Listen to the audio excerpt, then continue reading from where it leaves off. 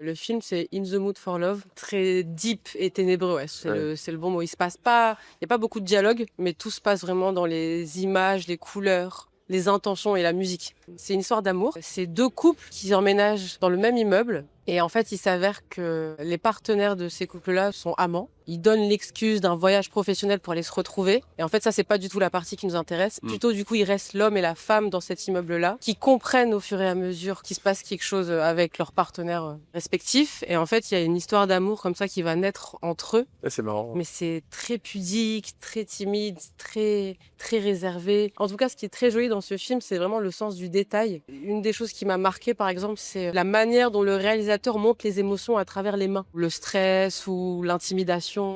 Vraiment dans des petits détails comme ça où il faut être un peu attentif. Je pense que c'est le genre de film qui se regarde pas qu'une fois. Je viens d'une culture où il fait sombre, on n'est pas face aux gens, mais plutôt tous dans la même direction. Sur le sol, à la même hauteur, quoi. Ouais. Du coup, pas un peu plus haut. Il y a l'aspect discrétion dans le film, on peut le retrouver dans la manière dont j'aime jouer en tout cas. Et il y a un morceau de reggae qui s'appelle In the Mood for Love d'ailleurs, de Donovan Joseph.